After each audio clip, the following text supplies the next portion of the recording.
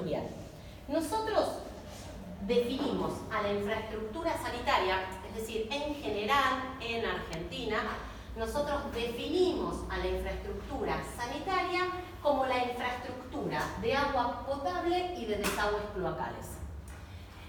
En general, las empresas prestadoras son quienes se ocupan de prestar el servicio sanitario de agua potable y de desagües cloacales. Y los sistemas de desagües pluviales, que son los que colectan los excedentes de agua de lluvia, esos sistemas en general son operados por los municipios o por los organismos locales de gobierno. Por eso es que cuando hablamos de infraestructura sanitaria, nos referimos a aquella infraestructura que es brindada, operada, prestada por una empresa prestadora. Agua potable y cloaca es lo que nosotros vamos a denominar infraestructura sanitaria, y luego vamos a tener el sistema de desagües fluviales. En muchos países se piensa integralmente la dimensión sanitaria como la red de agua potable, la red cloacal y el sistema de desagües fluviales. Eso es lo que tiene mayor razonabilidad. La realidad es que en la Argentina, en general, nosotros hemos hecho esta división. Los sistemas de desagües fluviales corresponden al orden municipal y el sistema sanitario queda exclusivamente a cargo de las empresas prestadoras y corresponde a la dimensión del agua y la cloaca.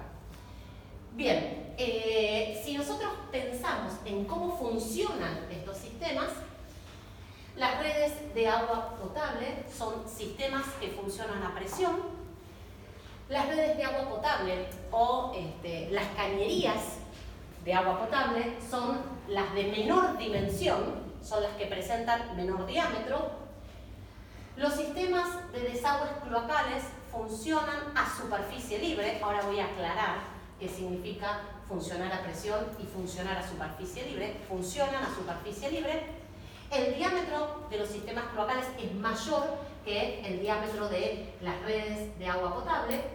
Y luego tenemos también, en general, funcionando a superficie libre, los sistemas de desagües fluviales, que son los sistemas que presentan mayor envergadura.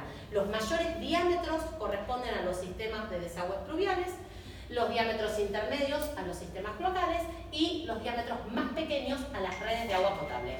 Por supuesto que esto es una generalidad absoluta, ¿sí? Pero como para tener un orden de magnitud. ¿Bien?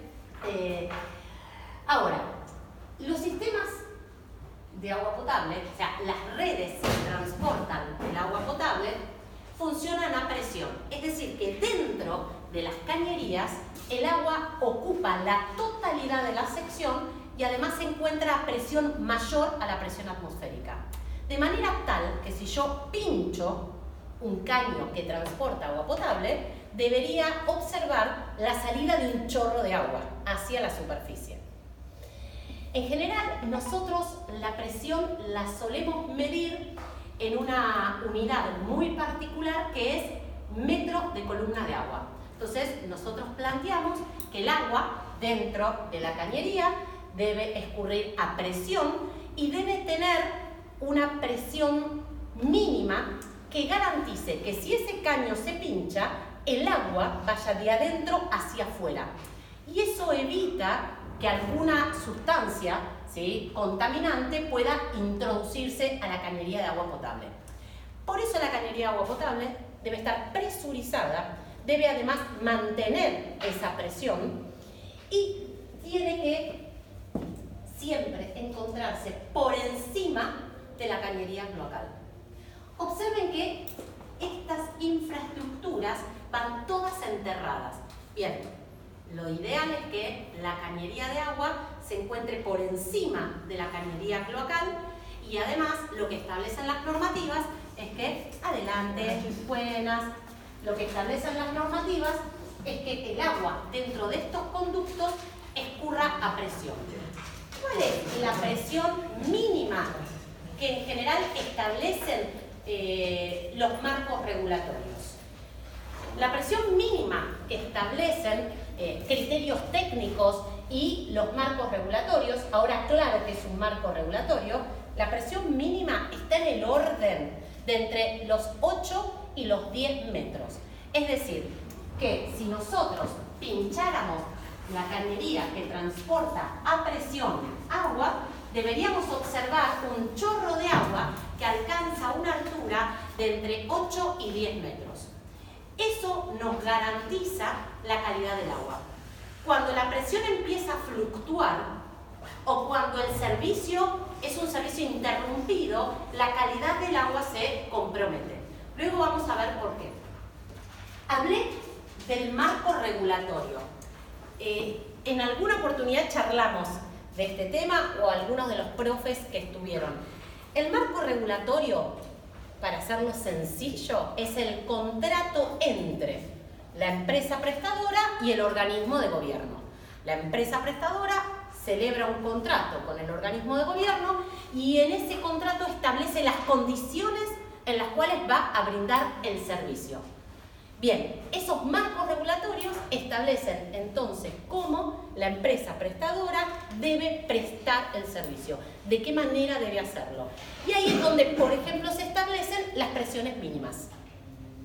El marco regulatorio de la empresa AISA en relación a las presiones mínimas es bastante confuso, porque el marco regulatorio de la empresa AISA establece que la presión mínima debe tender a 10. Bien, por supuesto que en algunos casos la presión es de 2 y en alguna interpretación un poco particular la prestadora cree que 2 tiende a 10. Pero bueno, por eso ahí los marcos regulatorios indican esos valores mínimos de presión que garantizan la calidad del agua y garantizan la seguridad del agua. En general, los marcos regulatorios de las empresas prestadoras lo que establecen son presiones mínimas de entre 8 y 10 metros de columna de agua. ¿Bien? Así es como funciona la red de agua potable. En términos generales, ¿esto se entendió? Sí. Perdón, dijiste además de la calidad del agua, ¿qué es lo que garantiza esa presión constante? La seguridad. Ok. Gracias. No, por favor. Bien, ¿qué pasa con los sistemas cloacales? ¿Cómo funcionan las redes cloacales? Las redes cloacales funcionan a superficie libre. Es decir, el efluente cloacal nosotros lo transportamos a través de una tubería, pero el efluente cloacal, el líquido cloacal, no ocupa la totalidad de la sección. Por eso es que tenemos una superficie libre dentro de la tubería. Ahora les voy a mostrar un esquema, pero bueno, no. Imaginemos que esta es la sección de la tubería. Estoy viendo la tubería de frente. Este es el líquido cloacal. Entonces, el líquido cloacal no ocupa la totalidad de la tubería. A esta superficie que se forma la denominamos superficie libre. Y a los sistemas que funcionan de esta manera se los llama sistemas a superficie libre. ¿Por qué? Porque dentro, ¿sí?, en este caso de la tubería, lo que se forma es una superficie libre, una interfase, en este caso entre el aire y el líquido cloacal. ¿Cómo funcionan estos sistemas a superficie libre? Funcionan por desnivel topográfico, exclusivamente. Para que escurra el líquido cloacal necesito un desnivel topográfico. Si no, no hay escurrimiento posible. Imaginen que tengo el líquido cloacal dentro de la tubería y que la tubería está horizontal. Bueno, no va a haber escurrimiento posible. En cuanto le dé una pequeña inclinación, ahí vamos a lograr entonces que el escurrimiento se desarrolle. ¿Se entendió cómo funciona entonces un sistema cloacal? Excelente. Bien. ¿Por qué funcionan así los sistemas cloacales? Porque en general los sistemas cloacales funcionan a superficie libre. Porque si, por ejemplo, se pincha la tubería cloacal, no hay posibilidad de que el líquido cloacal, ¿sí?, salga por fuera de la tubería. Estoy hablando siempre en términos muy generales. Entonces, elegimos transportar el líquido cloacal mediante una tubería a superficie libre para evitar, ¿sí?, de pronto el desborde cuando se produce una rotura. Los conductos de agua potable funcionan a presión para que cuando haya cualquier rotura el agua vaya de adentro hacia afuera y evitemos la intromisión de una sustancia contaminante, y los sistemas cloacales funcionan a superficie libre para, entre otras cosas, ¿sí?, evitar que frente a una eventual rotura se genere un desborde. Esto es muy general. Humberto. ¿Podrías mencionar los materiales? Ahora ya paso a los materiales. Ya les voy a contar. Bien, ¿esto estamos? ¿Cómo funcionan los sistemas pluviales? También funcionan como sistemas a superficie libre. Bien, entonces el transporte de los excedentes de agua de lluvia también se realiza a superficie libre. Bien, importante que la cañería de agua se encuentre por encima de la cañería cloacal para evitar cualquier tipo de contaminación cruzada entre el sistema cloacal y el sistema de agua potable, y como orden de magnitud piensen que las cañerías de agua potable son las que presentan, ¿sí?, las menores dimensiones, luego las cloacales y luego las pluviales. Bien, voy a contarles un poco y muy rápido. ¿Sí? ¿No hay sistemas también que combinan pluvial con cloacal? Hay sistemas, bien, hay en muchos casos sistemas pluvio-cloacales. Nosotros en general, en Argentina, lo que adoptamos son los sistemas separados. Es decir, el sistema pluvial por un lado, el sistema cloacal por otro. Pero existen sistemas unitarios, sistemas pluvio-cloacales, en donde el mismo conducto colecta las aguas de lluvia y las aguas cloacales. Bueno, hay en parte de la ciudad de Buenos Aires, hay sistemas pluvio-cloacales, hay también sistemas pluviales que lo que tienen son conexiones cloacales, y en algunos países hay lo que se denomina el sistema unificado, sobre todo en aquellos en donde las precipitaciones son muy bajas. Si de pronto nosotros estamos en una localidad que recibe una precipitación promedio al año de 50 milímetros, como podría ser, no sé, la ciudad de Lima, por ejemplo, ahí pensar en desarrollar toda una infraestructura pluvial para eventualmente transportar una precipitación de 50 milímetros al año no tiene mucho sentido, y podemos utilizar la misma infraestructura y darle tratamiento a la totalidad. En ese caso, aparte de una lluvia muy fuerte, puede ser que funcione a presión. Bien, ahí habría que ver cómo dimensionar los sistemas, sí, para justamente si va a funcionar a presión, que funcione adecuadamente, etc. Pero en aquellos lugares en donde los regímenes de lluvia son muy bajos, en donde no llueve, no tiene sentido tener a veces una infraestructura pluvial separada de una infraestructura cloacal, y se utiliza el sistema pluvio-cloacal. Piensen que el costo de estas infraestructuras son costos elevados. Para tener un orden de magnitud, es un orden de magnitud, así que entre comillas lo repetimos, nosotros podemos pensar que 1 metro de red de agua podría costar aproximadamente 5.000 pesos, y 1 metro de red cloacal podría costar aproximadamente 11.000 pesos. Son órdenes de magnitud. Pero piensen entonces que estamos hablando de importantes sumas de fondos públicos. Hay un valor que se utiliza como referencia que corresponde a estándares internacionales que en el caso de Argentina indica que por cada habitante la conexión a una red de agua y cloaca, agua más cloaca, costaría aproximadamente $2.500. O sea, yo les estoy dando un orden de magnitud por metro de red de agua y metro de red de cloaca, y les doy un orden de magnitud por cada habitante conectado. Son números muy groseros, pero que nos dan cuenta de que estas obras son obras costosas que se ejecutan con fondos públicos que a veces tienen financiamiento nacional, a veces tienen financiamiento internacional. Bien, estas tuberías... 5 y 11.000 en dólares también. No, eso eran pesos.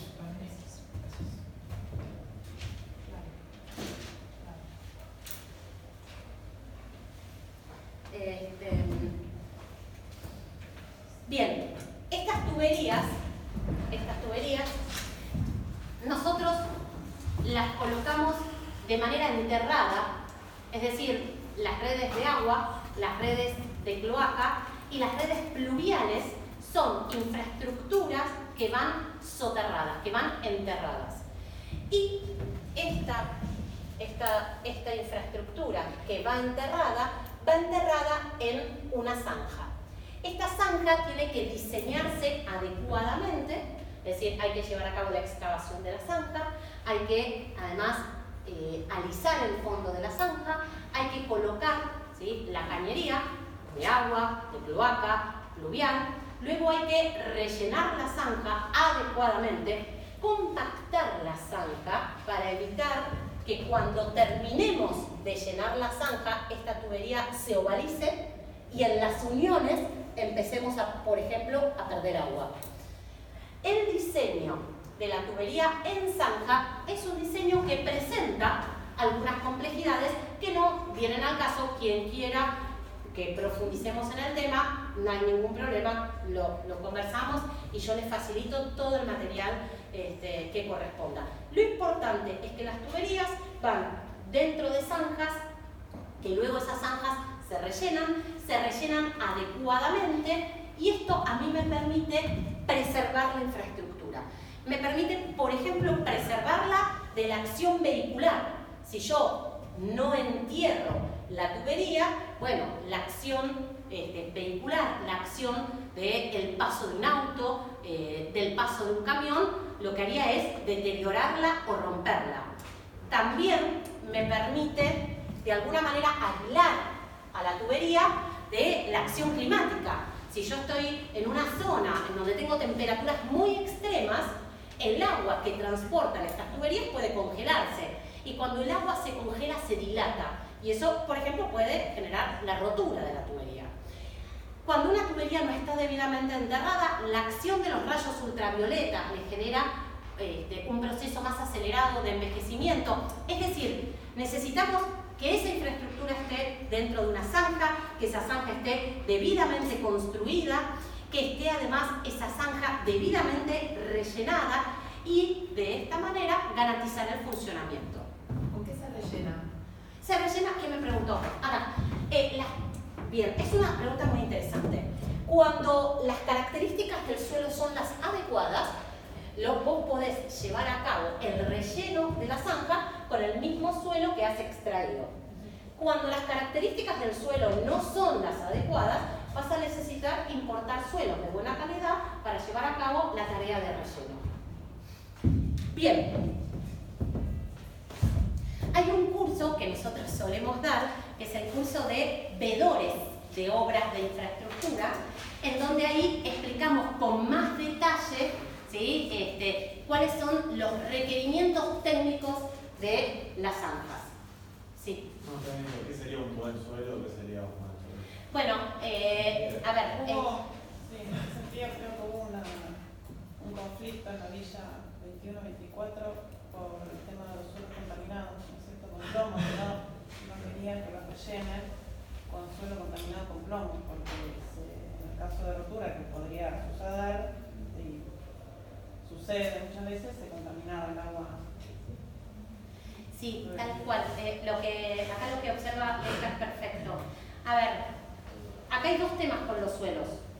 Un tema es que el suelo no tenga la capacidad portante, ¿no?, que su granulometría no sea la adecuada para garantizarme una buena condición portante del suelo. Ese sería un tema. O sea, un suelo de relleno con una granulometría no adecuada, en principio deberíamos reemplazarlo por un suelo que al estar compactado nos garantice un mejor funcionamiento estructural. por un lado. Por otro lado está el problema de los suelos contaminados.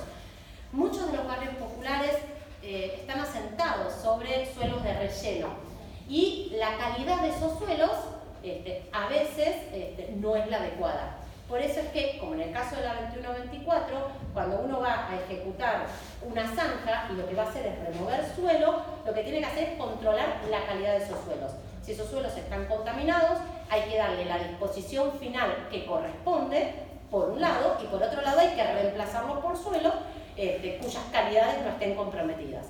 Así que son dos cuestiones. ¿Vos sos estudiante de la facu? De económicas, no de acá. No, bien, bueno, hay material, no importa, no, porque si sos un estudiante de acá, entonces yo te puedo enviar cómo se lleva a cabo el diseño estructural de esta interacción entre la tubería y la zanja. Si no, en términos generales, lo que hay que garantizar es la capacidad portante del suelo y garantizar que la calidad del suelo sea la adecuada. Bien, acá tengo unas imágenes de cómo funciona un sistema a superficie libre. Ya se los conté, pero acá se los quiero mostrar. Esta es una cloaca máxima. Ven que acá se desarrolla una superficie libre, el efluente cloacal no ocupa la totalidad de la sección. Y, como les contaba, un escurrimiento a superficie libre funciona por desnivel. ¿Cuáles son los escurrimientos naturales por excelencia a superficie libre? Los ríos. Los ríos, ¿sí?, escurren desde un punto de mayor cota hasta un punto de menor cota. Por eso es que casi toda nuestra hidrografía se desarrolla de la cordillera a el Atlántico, ¿sí?, por una cuestión simplemente de desnivel. Entonces, los ríos son escurrimientos a superficie libre naturales, que por supuesto uno no los entúa. Bien, en el caso de una cloaca, el funcionamiento es similar, funciona por desnivel, pero por una cuestión sanitaria los entubamos. Bien. Acá yo quería mostrarles algunas imágenes. Esto lo van a ver con Mati la clase próxima en detalle, pero acá quería mostrarles algunas imágenes de cómo funciona una red cloacal. Este diseño de red cloacal es un diseño particular que se llevó a cabo en el barrio Playón de Chacarita, en el barrio Fraga, y aquí lo que se hizo fue ejecutar una zanja. En los extremos de la zanja se ejecutaron cámaras de hormigón.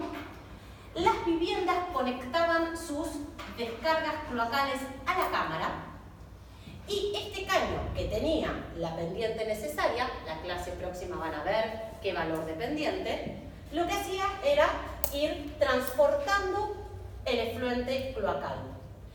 Este tipo de diseño no es el diseño convencional. Este diseño es un diseño particular pensado para aquellos territorios en donde no tenemos una importante disponibilidad de espacio, en donde, como por ejemplo en este caso, no hay una empresa prestadora que va a mantener la infraestructura, y es por eso que aquí la decisión de la infraestructura cloacal fue tomada pensando que no iba a haber operación del servicio, que no iba a haber una empresa prestadora ocupándose de que el servicio funcione o manteniendo el servicio.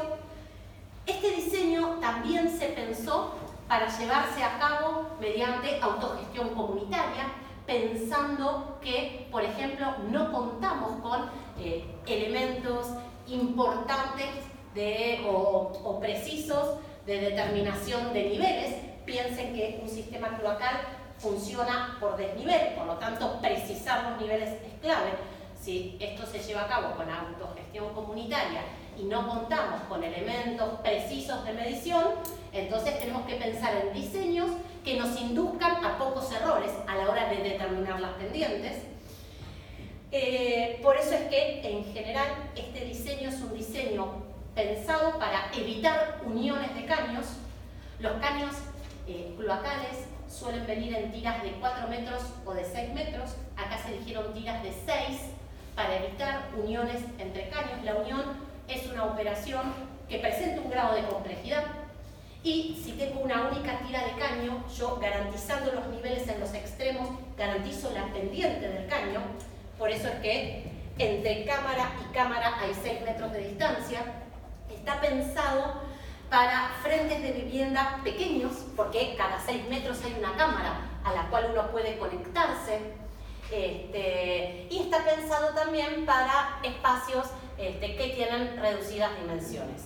Se trabaja con pendientes mayores a las usuales, porque aquí no hay mantenimiento ni operación por parte de una prestadora y hay que evitar la obstrucción de la cañería. Por lo tanto, como la conexión domiciliaria se hace al caño, si hay una obstrucción, la obstrucción se focaliza en la cámara y esto permite que el sistema funcione. Mati se los va a contar con mucho detalle en la clase próxima, pero yo quería mostrarles algunas imágenes de cómo funciona una red cloacal. Esta es una red particular en donde el caño tiene pendiente, ¿sí? Y este caño está conectado mediante cámaras. ¿Cómo funcionan los sistemas cloacales tradicionales?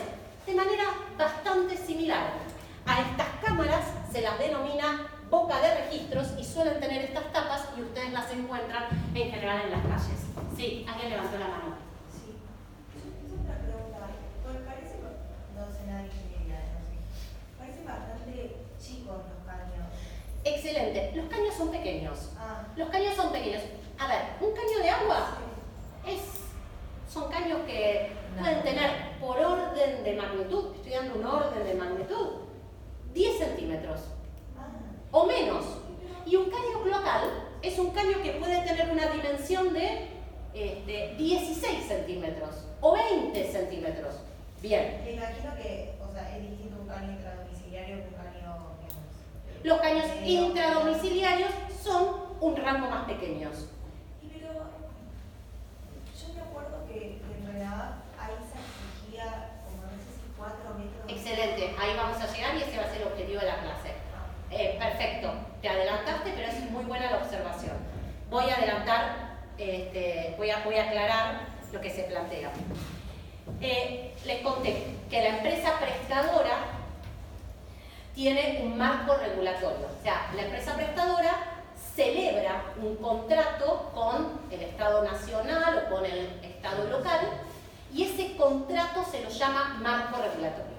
Y ahí la empresa establece las condiciones bajo las cuales presta el servicio. Bien, no llegué todavía, pero lo que les pido es que se queden con esta imagen y luego yo les voy a contar qué pasa en los barrios populares con la prestación del servicio y cuáles son los motivos por los cuales el servicio no es prestado y cuáles son los condicionantes que en este caso la empresa prestadora impone para prestar el servicio.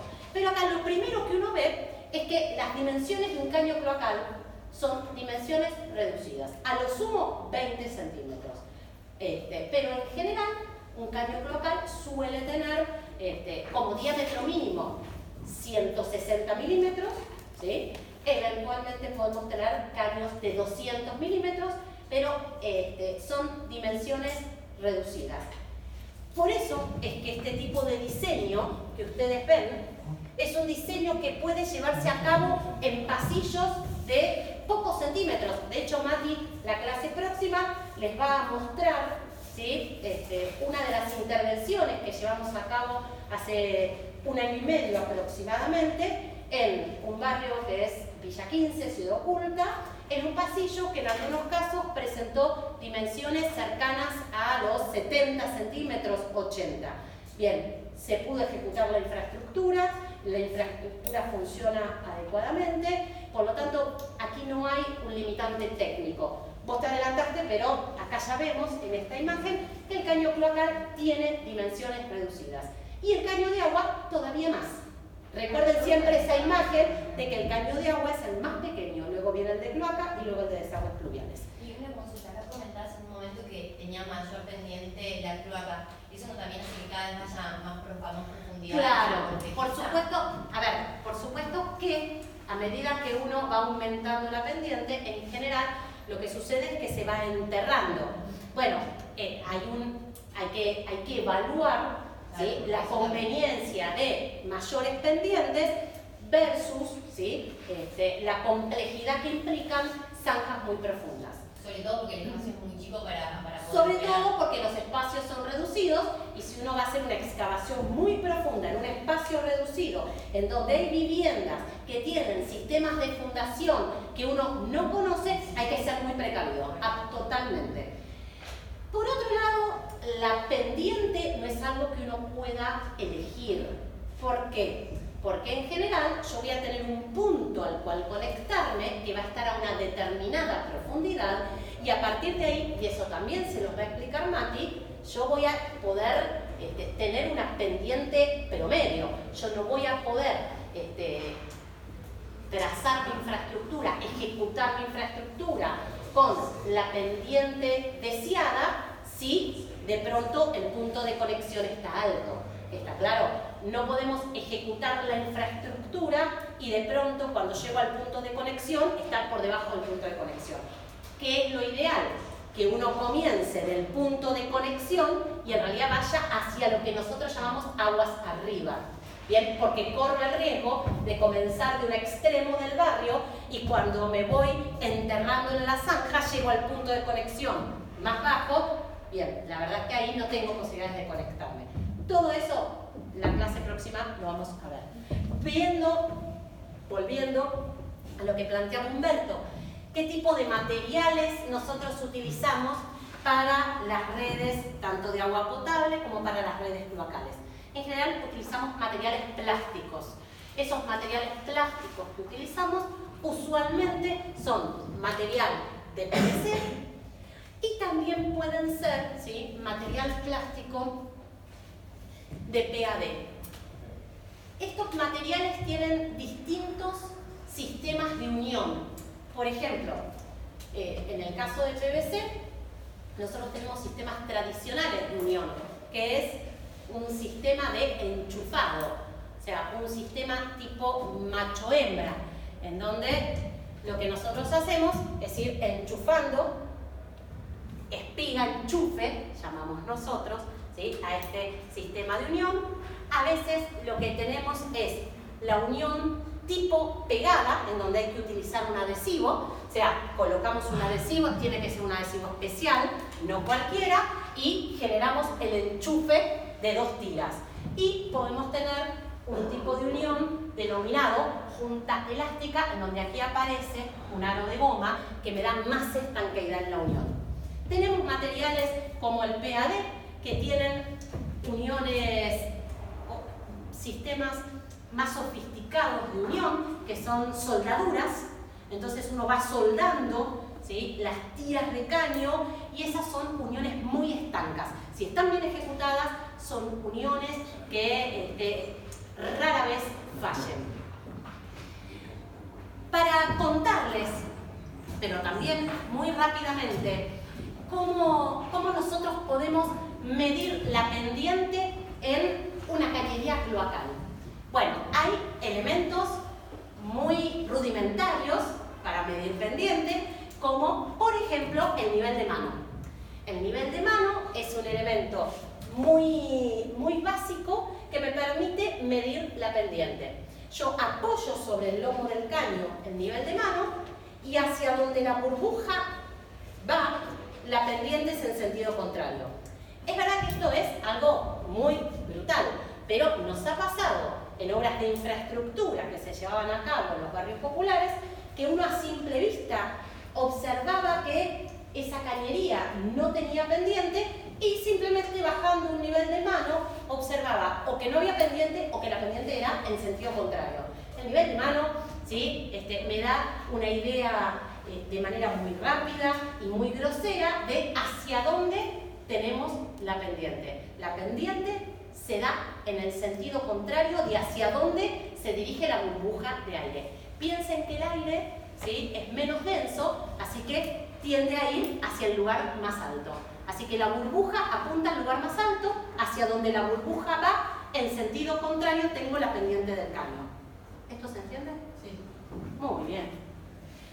Hay elementos más sofisticados que vamos a traer aquí a clase, que son Por ejemplo, los niveles ópticos, ¿sí? Niveles ópticos, las miras, estos elementos nos permiten con más precisión medir pendiente. Nosotros vamos a destinar una parte pequeña, aunque sea de una clase, para traer un nivel óptico y una mira y ver entonces cómo funcionan estos elementos de medición, que por cierto tienen mucha más precisión. Esa misma clase vamos también a aprovechar para traer estos elementos que se denominan manómetros. Los manómetros son elementos que miden la presión. Entonces uno lo que puede es conectar al extremo de una canilla un manómetro utilizando los adaptadores necesarios, y si esa canilla está conectada de manera directa a la red, puede medir indirectamente la presión en la red. Eso también vamos a verlo cuando veamos la etapa, ¿sí?, que corresponde a la elaboración de indicadores. Ahí vamos a ver de qué manera nosotros, utilizando manómetros y conectados a una canilla, si la canilla está conectada a la red informal, puedo medir la presión en la red. Yo les conté que las obras de infraestructura son obras costosas que se llevan a cabo con fondos públicos. Cuando estas obras se ejecutan, como se ejecutan con fondos públicos, requieren de un procedimiento especial. En general, son obras que se licitan, hay un organismo que licita estas obras y hay un conjunto de empresas que se ofrecen a llevar a cabo estas obras. Este mecanismo, que es el mecanismo de licitación pública, es un mecanismo que requiere de una cantidad de instrumentos legales. Por ejemplo, los pliegos de especificaciones técnicas. Estas obras que se licitan son obras que tienen un pliego. Esos pliegos son documentos que establecen cómo hay que llevar a cabo las obras, cuáles son las obras que hay que llevar a cabo y además de qué manera hay que hacerlas. Es muy importante poder en un pliego identificar las tareas que hay que llevar a cabo y también poder identificar de qué manera hay que llevarlas a cabo. En general, cuando uno va a licitar una obra de estas características, lo que hay es un anteproyecto que me indica qué tipo de material, qué diámetro, qué características tiene la obra. También hay lo que se denomina una planilla de cotización, en donde acá tengo los distintos rubros que hay que ejecutar. Nosotros los denominamos ítems, y la cantidad que hay que ejecutar. Y las empresas que se ofrecen a llevar a cabo estas tareas, lo que hacen es, a partir de esta planilla de cotización, a partir del pliego técnico y a partir del proyecto, decir por cuánto dinero están dispuestos a ejecutarla.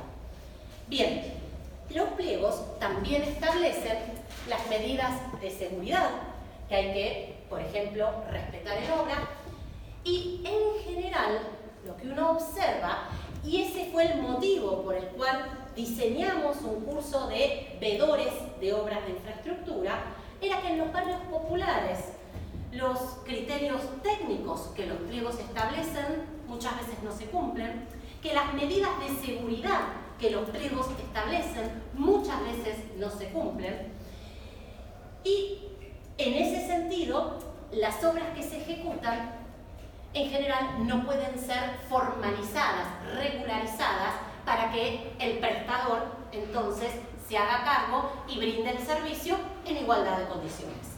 Bien, dentro de las medidas de seguridad que los pliegos establecen, en general, las medidas de seguridad tienen que ver con la seguridad de quien trabaja en obra y con la seguridad de quienes circulan en el ámbito de esas obras.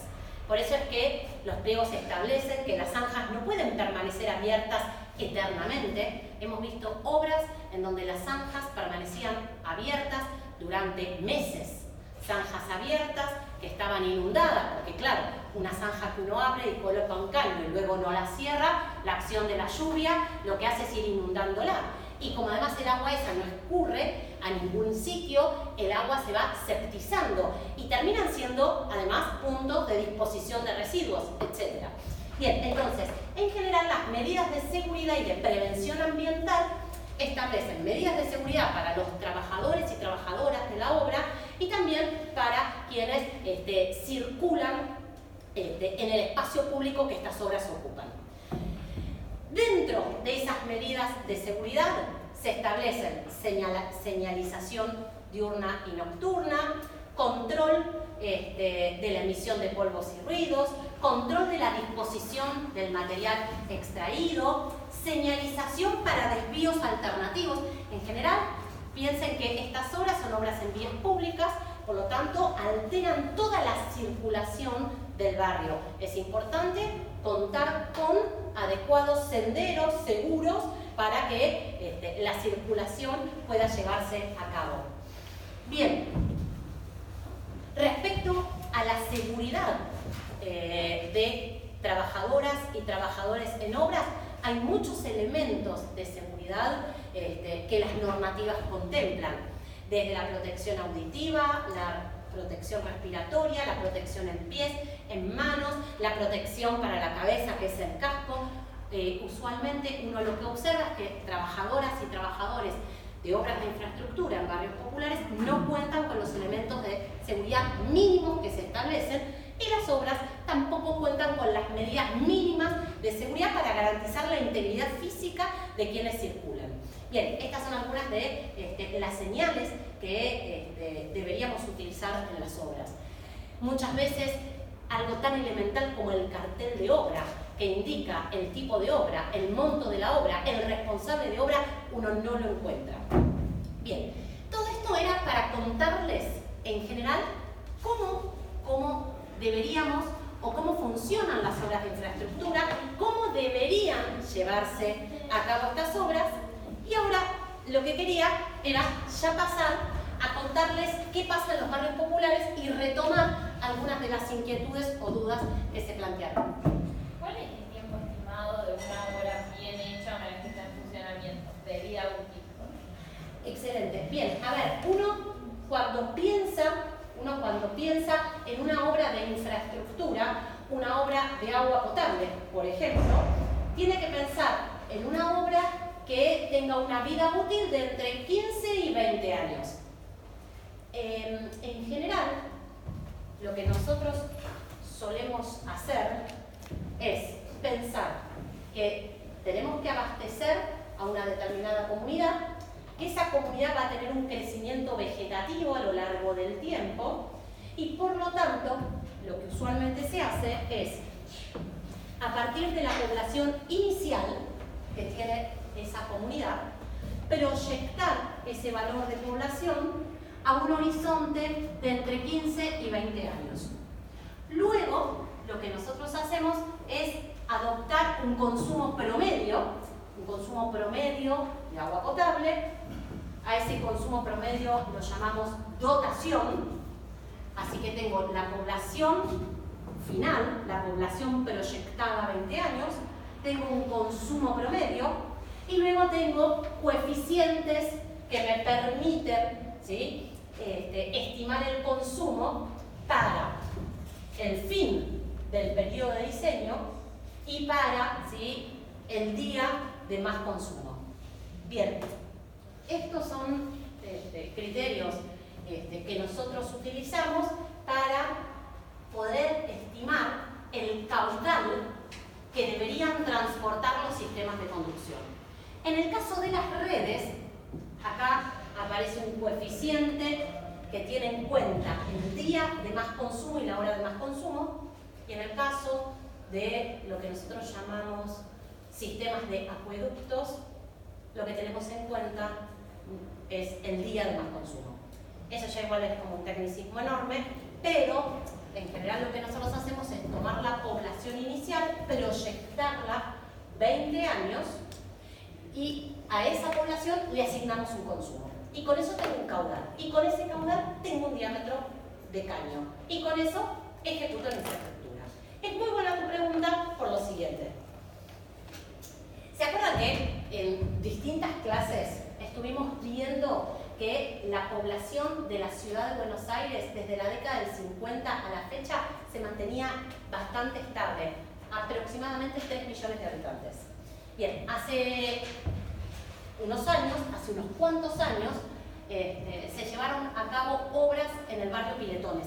Conversamos de esa primera etapa en la ciudad de Buenos Aires, en donde era Corporación Buenos Aires Sur quien se ocupó de llevar a cabo intervenciones en el barrio Piletones, en el barrio Cildañez y en el barrio Inta.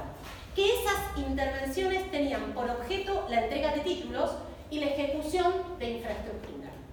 Bien, que ese modelo de intervención fue un modelo fracasado, ahora vamos a ver por qué, pero lo que sí les puedo contar es que en el caso de Piletones, cuando nos tocó revisar el diseño de la infraestructura, el caudal de diseño correspondía a una población que ni siquiera era la población actual de inquilinos.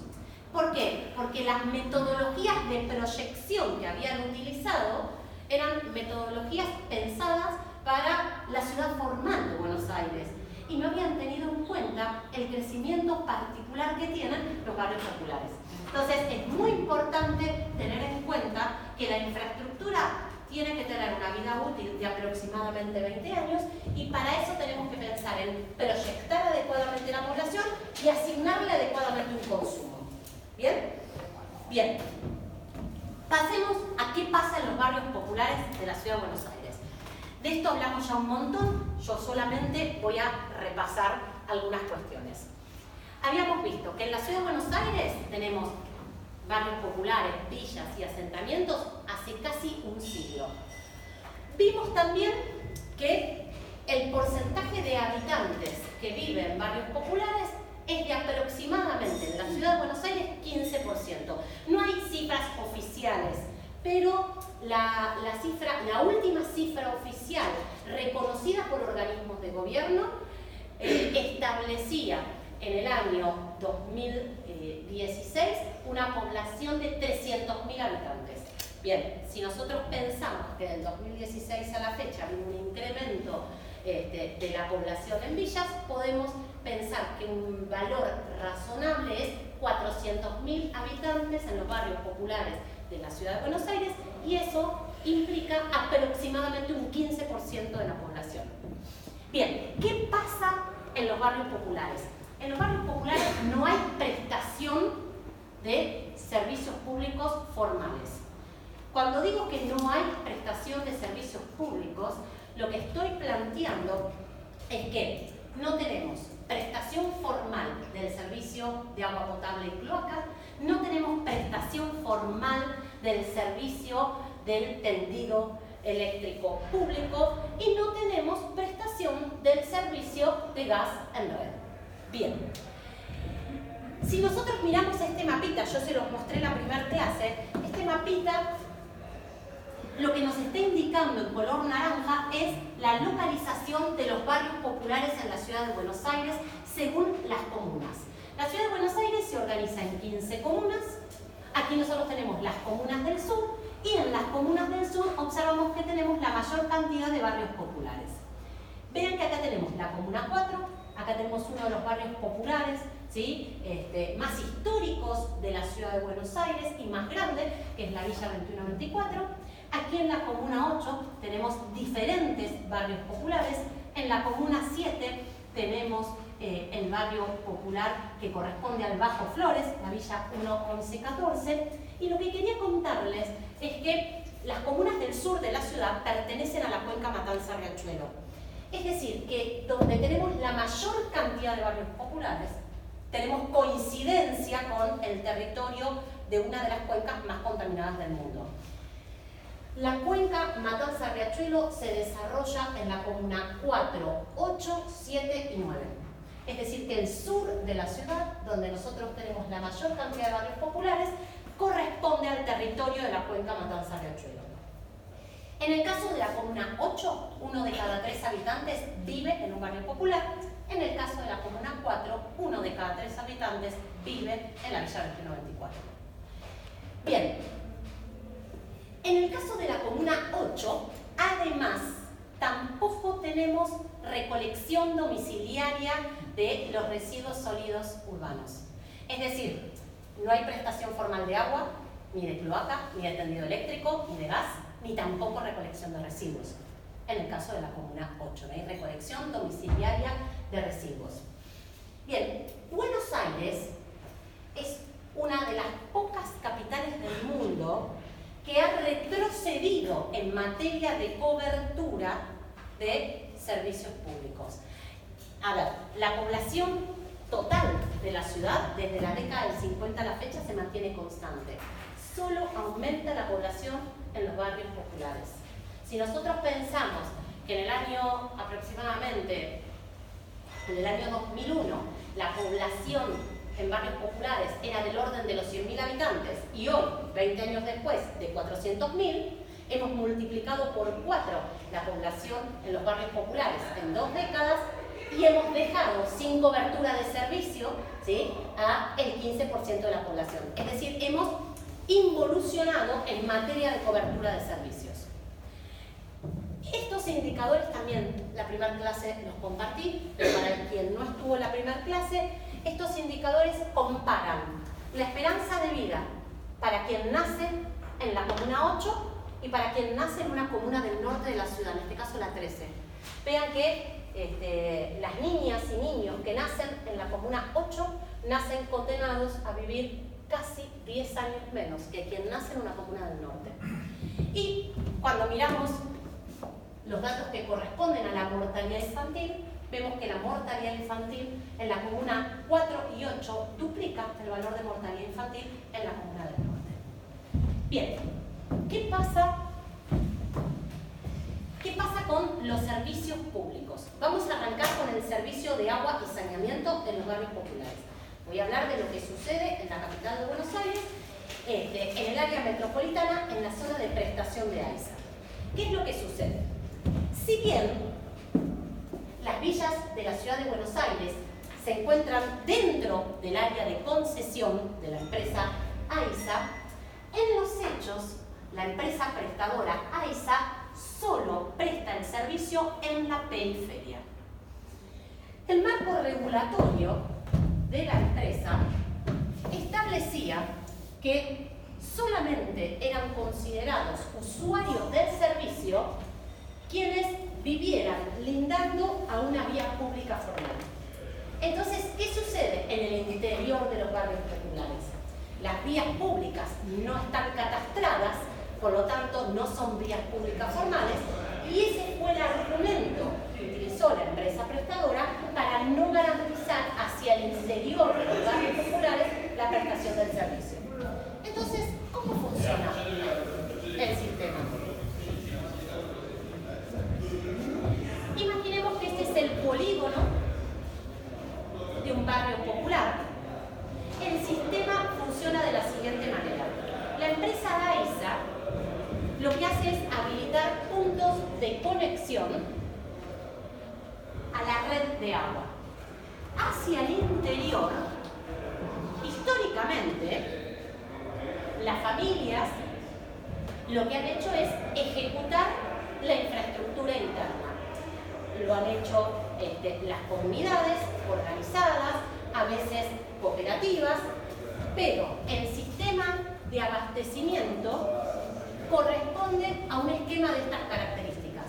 Puntos de conexión en la periferia que habilita AISA, y hacia el interior lo que nosotros tenemos es una red informal ejecutada en general de manera autogestiva por las familias y por las comunidades, en algunos casos ejecutadas mediante cooperativas, y en los últimos años, en los últimos 12 años, aparece un nuevo organismo.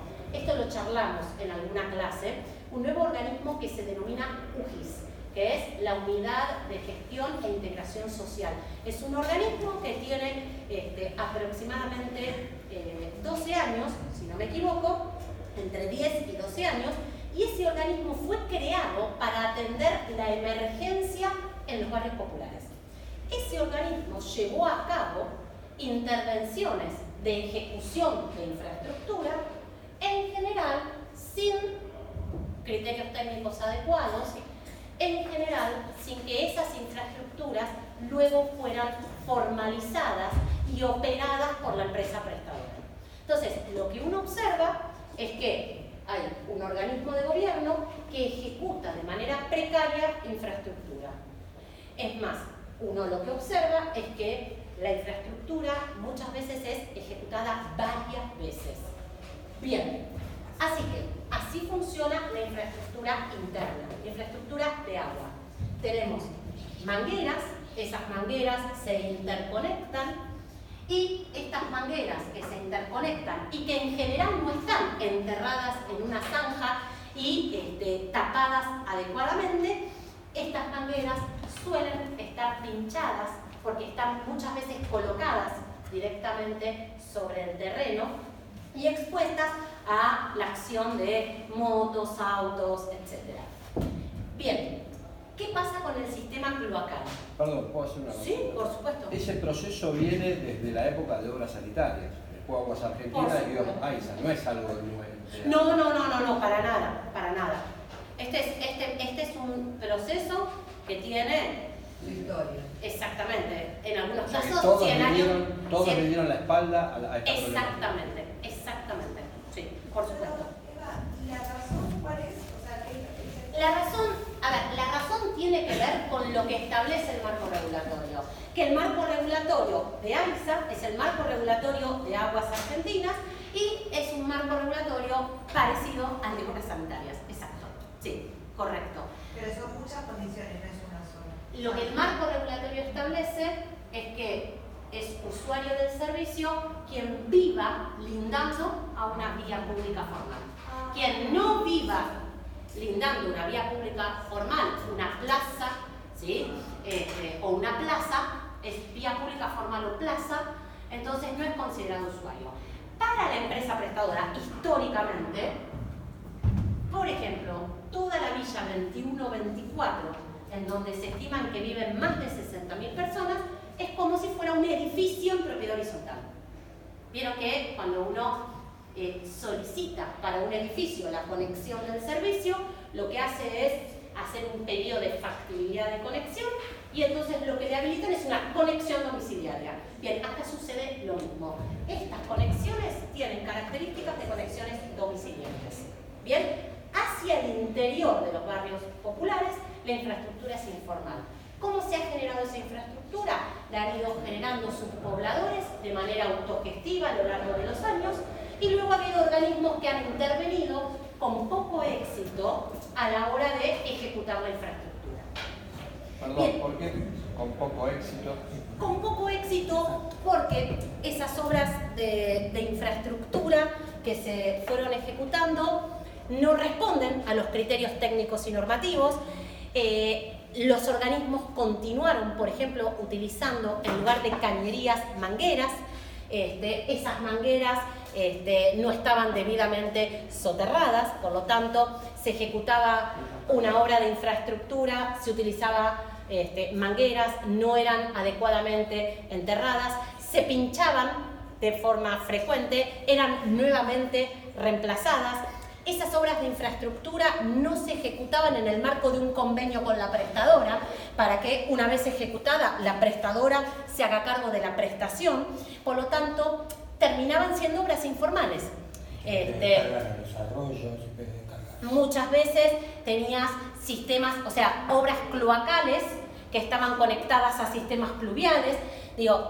En general, las obras de infraestructura que se ejecutaban, que entre comillas eran obras de emergencia, eran las obras permanentes que esas comunidades tenían y que se ejecutaban sin responder a los criterios técnicos y normativos adecuados. Por eso, muchas de ellas se ejecutaban varias veces. Es más, ha habido obras de infraestructura que se ejecutaron en los marcos de urbanización que tampoco respondían a los criterios técnicos, que en este caso las ejecutaba Corporación Buenos Aires Sur, como en el caso de las obras de piletones. ¿No tenemos ningún barrio popular con agua en condiciones? ¿Ninguno? No, eso es lo que también quería contarles. Al día de hoy, no hay una sola conexión formal de agua y cloaca en un barrio popular. Al día de hoy. Pensemos que se han urbanizado en la etapa de Corporación Buenos Aires Sur, se ha urbanizado el barrio Sildañez, no cuenta con conexiones formales.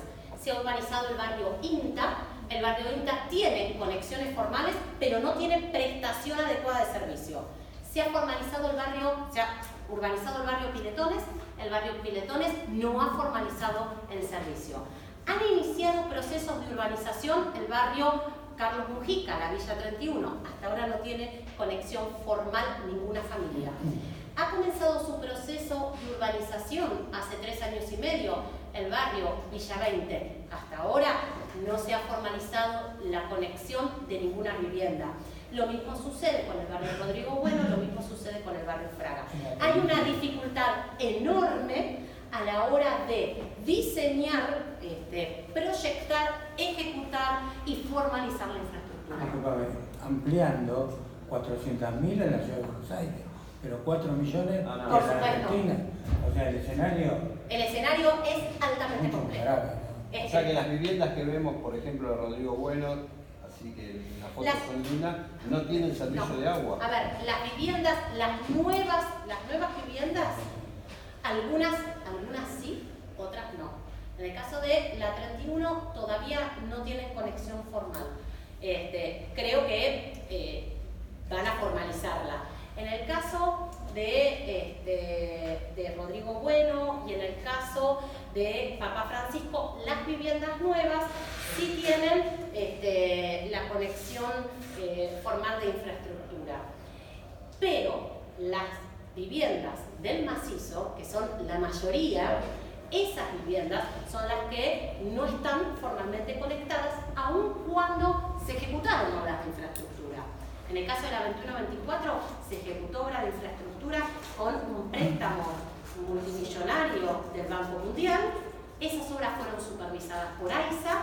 Hay un sector de esas obras que han finalizado, sin embargo, al día de la fecha no hay ninguna conexión formal.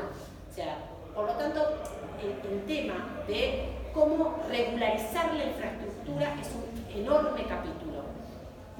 Una consulta, y en el caso de los pasillos, sí o sí tendrían que regularizarse o organizarse como vía pública. No, ahora yo les cuento por qué no hay prestación del servicio. O sea, yo les estoy contando qué es lo que sucede. O sea, no hay prestación formal del servicio porque los marcos regulatorios establecen para la prestación formal ser lindante una vía pública formal y cadastrada. Bien, las vías públicas en los barrios populares tienen características de informalidad, no son vías públicas formales, y ese ha sido el argumento por el cual entonces las prestadoras de servicios, ¿sí? No han prestado el servicio al interior de los barrios populares. Bien, así funciona el sistema interno de agua. El sistema cloacal funciona de manera parecida.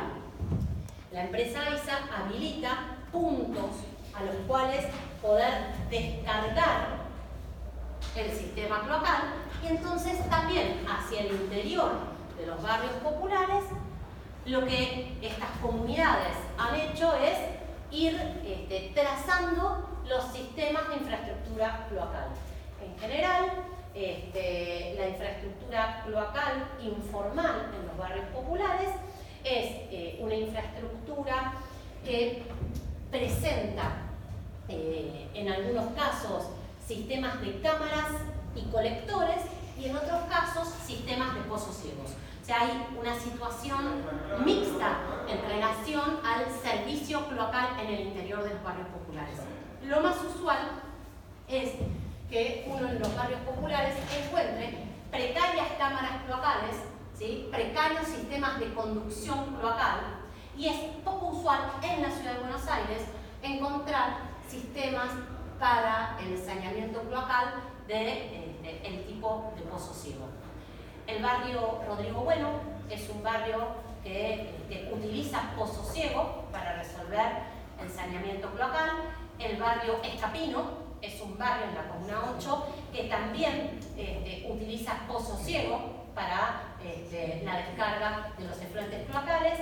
Hay barrios que tienen sistemas mixtos de pozos y de sistemas de colectores, pero en todos los casos, como no hay sistemas de desagües fluviales, cada vez que llueve, los pozos ciegos o las precarias cámaras cloacales, los precarios tendidos cloacales, lo que hacen es colapsar. Y al colapsar, ¿sí?, la familia se inunda de agua de lluvia mezclada con líquido cloacal, y como muchos de los barrios populares están asentados sobre suelos contaminados, también se inundan con sustancias contaminantes. Yo les voy a mostrar una imagen. En los puntos de conexión local de la AISA, ¿los controla AISA para que tire? A ver, los puntos de conexión no necesariamente AISA los controla. Por ejemplo, a nosotros nos sucedió en Villa 15, estábamos interviniendo en un pasillo ejecutando un colector cloacal. El colector existente experimentaba desbordes de manera continua, y entonces cuando fuimos a revisar la instalación en la vía pública, levantando las tapas de las bocas de registro, estaban completamente colapsadas. Bien, en general AISA no lleva adelante en muchos casos las tareas de mantenimiento en los puntos de conexión de periferia. Es más, en muchos casos, en los puntos de conexión en la periferia, las presiones son muy bajas. Entonces, imaginemos que tenemos, ¿sí?, bajas presiones en los puntos de conexión a la periferia. Tenemos todo un sistema de mangueras interconectadas, pinchadas. Ahí la única forma de abastecimiento para esas familias es conectar un motor de manera directa a esa manguera y chuparle el agua. Bien, imaginen el riesgo sanitario que eso implica, ¿sí? Nosotros tenemos masivamente un conjunto de motores que chupan a la vez de un sistema de mangueras pinchados que se encuentran además en suelos que están contaminados, como mínimo, con materia fecal, y eso, ¿sí?, lo que determina es un elevadísimo riesgo sanitario. En alguna oportunidad nosotros solicitamos a la empresa AISA y también le solicitamos a DERAS, que es el organismo que controla a la empresa AISA, que nos faciliten los valores de presión en la periferia de la Villa 21-24. Porque cuando medíamos la presión en el interior del barrio con ese sistema de manómetros, el promedio de la presión era de 2 metros. Entonces veíamos que en lugar de 10 metros teníamos 2 y intuíamos que podíamos tener un problema de presión en la red formal, en la periferia. No necesariamente esa presión tan baja le explicaba el sistema informal de mangueras. La realidad es que no recibimos respuesta a ese pedido. Yo quería mostrarles algunas imágenes para que nos sea más fácil poder visualizar cómo funciona la infraestructura en los barrios populares. A ver, voy a pasar a imágenes más grandes y después voy a volver. Miren, voy a retroceder después porque quiero contarles otras cosas. Esta es una típica cámara cloacal. Esta cámara es una cámara que presenta poca profundidad. Aquí tenemos las descargas domiciliarias a una cámara pequeña y poco profunda, y dentro de la cámara hay una manguera de agua. Esa manguera está pinchada y en el extremo de esa manguera lo que tenemos es un motor chupando. Bien, acá yo les conté la primera clase, esto es en Villa 15, en la Manzana 32. Acá lo que hicimos fue tomar muestras de agua de consumo y las muestras evidenciaron contaminación bacteriológica. Miren acá lo que tenemos es una manguera. La manguera está conectada a un motor, el motor chupa la manguera también está pinchada. Luego, acá tenemos la manguera que ingresa a un pasillo, y de esta manguera que ingresa al pasillo se abastecen 25 familias. Esta esta es la calle principal, una de las calles principales de la Villa 2124. Es la calle Santo Domingo. ¿Qué pasó acá? Aquí había una cámara cloacal. La cámara se rompió y entonces lo que había era un desborde cloacal continuo. Ese desborde cloacal continuo que escurría por el cordón cuneta de la calle Santo Domingo, una vía formal, estuvo meses escurriendo. Y aquí vean cómo el motor chupa de la manguera y la manguera está inmersa en el efluente cloacal. En este caso, en la calle Santo Domingo, la verdad es que no había limitación del marco regulatorio. Las familias eran frentistas a una vía pública que estaba catastrada. Sin embargo, no estaban formalmente conectados al servicio y se abastecían de esta manera. Bien, vamos a volver hacia atrás para poder terminar la idea. En el año 2017 yo les conté que el marco regulatorio establecía que para prestar el servicio era necesario que uno viviera lindando una vía pública formal. Bien, con ese argumento, el servicio solo lo presto en la periferia, que es donde tengo reconocidas las vías públicas en catastro. Hacia el interior no hay prestación formal. Bien, así sucedió hasta el año 2017.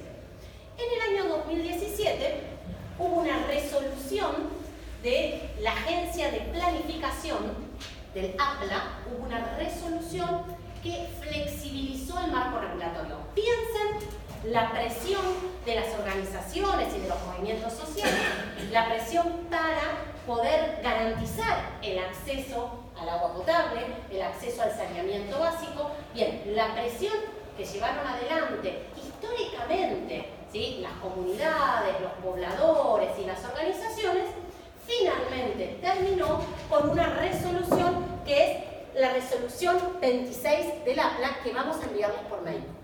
Bien, esta resolución, en términos generales, lo que definió es que mientras el espacio público tuviera 4 metros de ancho y doble acceso, la infraestructura podía ser formalizada y regularizada.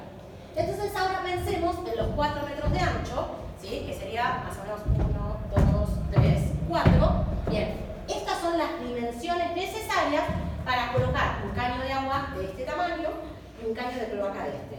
O sea, uno, como bien vos planteaste al principio de la clase, uno se preguntaría, ¿cuál es el limitante técnico? ¿Por qué necesito 4 metros si el caño de cloaca y el caño de agua tienen dimensiones tan reducidas? La realidad es que este criterio no responde a un requerimiento técnico para llevar a cabo la infraestructura, porque las dimensiones de la infraestructura no requieren de contar con 4 metros. Pero esa fue la solución de compromiso a la que se llegó, ¿sí? Esta resolución definió que en donde tuviéramos 4 metros y doble acceso, podíamos formalizar y regularizar la infraestructura. Muy pocos lugares. Bien, a nivel nacional, yo les cuento, si nosotros pensamos en los 4.416 barrios populares a nivel nacional, el 12% del espacio público tiene menos de 4 metros, solo el 12%.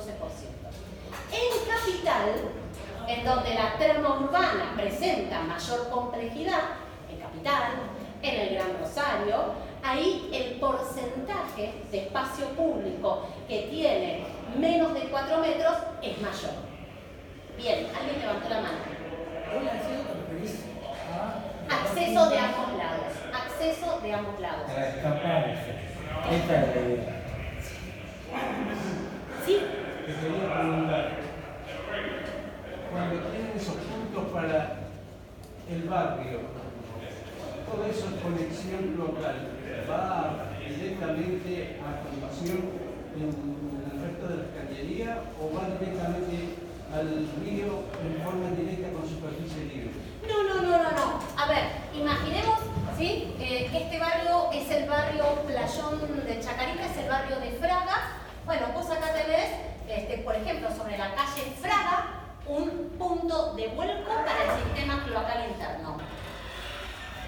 En ese caso, el sistema local interno vuelca en la periferia a la red formal. En otros, no, como vuelca a la red formal, uno entiende que luego, de ahí, a través de la red formal cloacal, va a tratamiento, ¿sí? Y a disposición. En otros casos, tiene razón, en otros casos, ¿sí? El sistema cloacal, en otros casos, está conectado al sistema fluvial. Y nosotros observamos que obras de infraestructura ejecutadas por organismos de gobierno, de infraestructura cloacal, están conectadas al sistema fluvial, con las consecuencias ambientales que eso implica. Ahora también les voy a mostrar algunos ejemplos. Pero lo que quiero era contarles la resolución 26 del APLA. Y también contarles lo polémico de esta resolución. Porque uno piensa, ¿son necesarios 4 metros? ¿Es necesario el doble acceso? Bien, desde el punto de vista técnico no lo es. Pero por otro lado, también uno pensaría que del año 2017 a la fecha, seguramente todas aquellas viviendas lindantes a espacios públicos que tengan 4 metros o más y doble acceso, estarían conectadas. La respuesta es que no. Hasta ahora no hay un solo caso de aplicación de la resolución 26 del APLA. ¿Por qué motivo? La realidad es una buena pregunta. La realidad es que no lo sé. Hasta ahora no conozco ningún caso de aplicación de la resolución 26 del APLA. Por otro lado, también comento lo siguiente. Uno pensaría, a ver, en la periferia de los barrios populares, imaginemos el barrio Fraga, ¿sí? En Caballito, en Chacarita, en el corazón de Chacarita.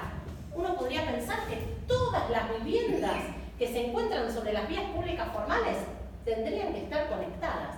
Bueno, la realidad es que no lo están, no están formalmente conectadas, por más que son viviendas que son lindantes a vías públicas formales.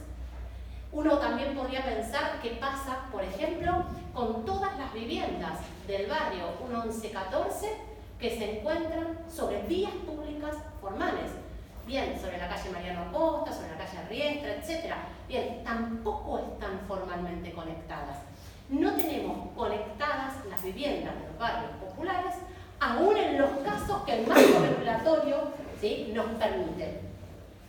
¿Esa conexión se puede hacer en forma particular o únicamente lo tiene que hacer la empresa?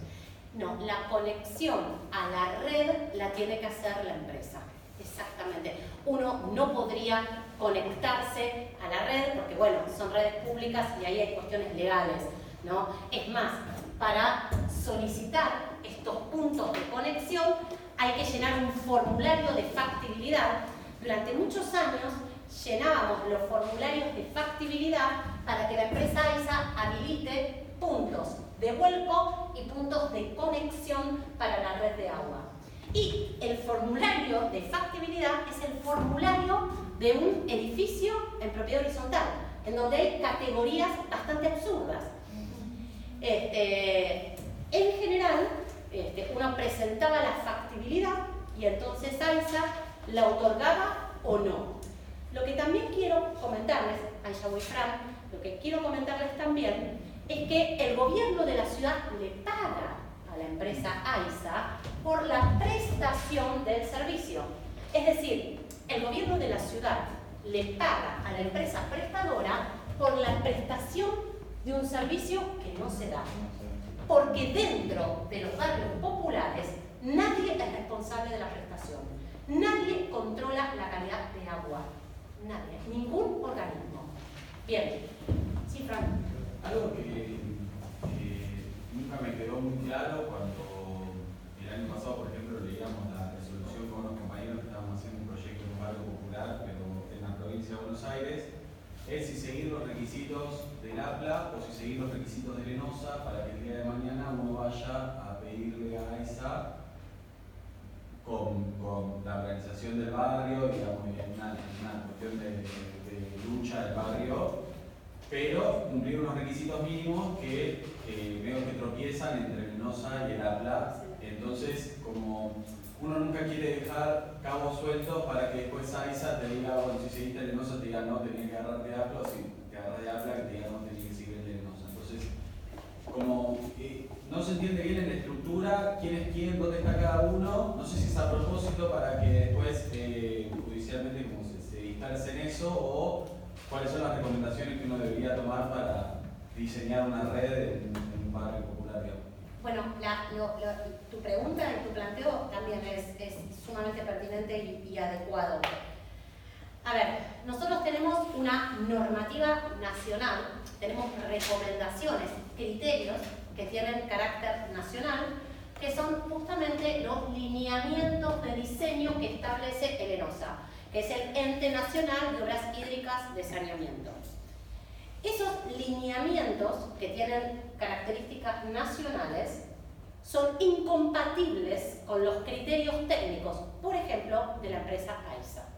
Entonces, se llega a absurdos tales como que el Estado financia obras de infraestructura en un determinado distrito, sigue los lineamientos de nuestra normativa nacional, la obra finaliza y cuando se la va a transferir a AISA, AISA le dice, y no, la verdad que la hiciste con criterios que yo no comparto, así que yo no voy a operar la infraestructura.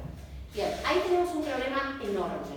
Bien, ¿por qué? Porque no tenemos criterios unívocos.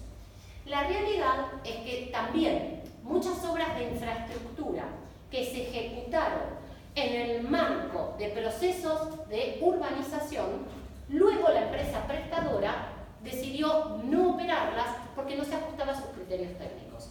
Para evitar esos inconvenientes, que la realidad es que se dan mucho más seguido de lo que uno cree, y eso además supone, ¿sí?, dilapidar fondos públicos sistemáticamente, lo recomendado es, en primer lugar, establecer un convenio entre la empresa prestadora y el organismo que está llevando a cabo las obras de infraestructura.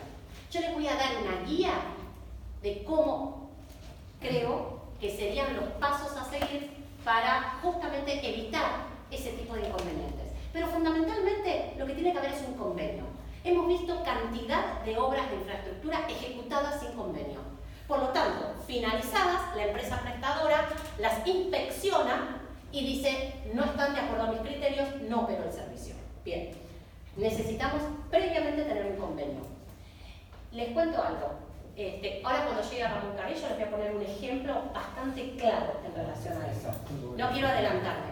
Bien, además del convenio, lo que necesitamos es un proyecto de la infraestructura. Y ese proyecto tiene que estar aprobado por AISA.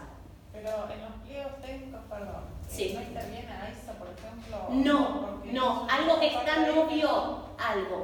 novio, hasta hace muy poquito no sucedía.